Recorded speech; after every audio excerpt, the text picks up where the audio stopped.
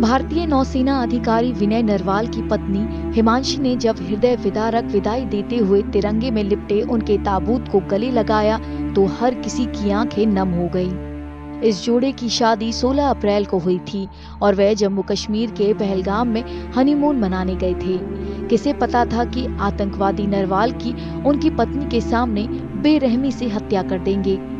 बुधवार दोपहर विनय नरवाल का पार्थिव शरीर कश्मीर से दिल्ली के इंदिरा गांधी अंतर्राष्ट्रीय हवाई अड्डे पर लाया गया और फिर उसे उनके गृह नगर हरियाणा के करनाल ले जाया गया। करनाल में विनय का परिवार सदमे में है। परिवार के लोग चाहते हैं कि आतंकियों के खिलाफ सरकार कड़ी कार्रवाई करे। शादी तो 16 तारीख की थी और 19 तारीख की रिसेप्शन थी। हाँ, सब कुछ हुआ है, सब कुछ नाच गाने भी हुए, खुशियाँ मनाई हैं, सारा कुछ हुआ है एकदम।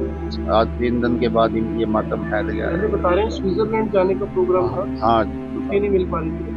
छुट्टी तो मिल जाती लेकिन मतलब वीजा नहीं लगा था वहाँ। वीजा नहीं लगा। प्रधानमंत्री जी से कोई यही है कि भाई प्रधानमंत्री जी से हाथ जोड़ के हमारी विनती है कि सख्त से सख्त इनको सजा दी जाए और इस उग्रवाद को खत्म किया जाए। विनय नरवाल 2022 में नौसेना में शामिल होने के बाद पिछले 1.5 साल से कोच्चि में दक्षिणी नौसेना कमान में सेवारत थे। पड़ोसियों को भी यकीन नहीं हो रहा कि उनका नेक दिल और प्यारा विनय अब इस दुनिया में नहीं रहा।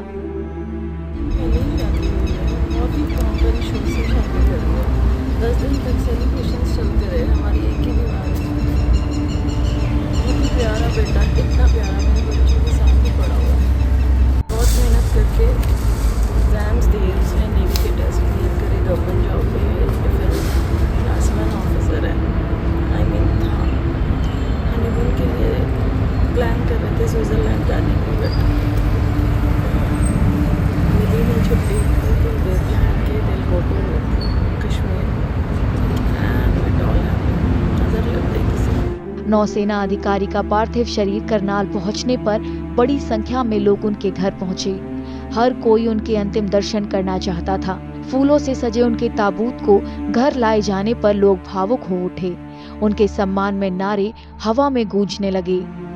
हरियाणा के मुख्यमंत्री नायब सिंह सैनी भी अंतिम संस्कार में शामिल हुए और विनय नरवाल को श्रद्धांजलि दी। उन्होंने भरोसा दिलाया कि हमले के दोषियों को मुंह तोड़ जवाब दिया जाएगा। जिन लोगों ने कायरतापूर्ण वो जम्मू में हमला किया है, मानवता का नुकसान किया है, वो बचेंगे नहीं। उनके खिलाफ सख्त कार्रवाई होगी और ऐसी कार्रवाई होगी कि आने वाले समय के अंदर इस प्रकार का कुकृत्य करने का साहस सोच समझ करके करेंगे। विनय नरवाल एक बहादुर हमारा जवान है। मैं उनको श्रद्धांजलि अर्पित करता हूं।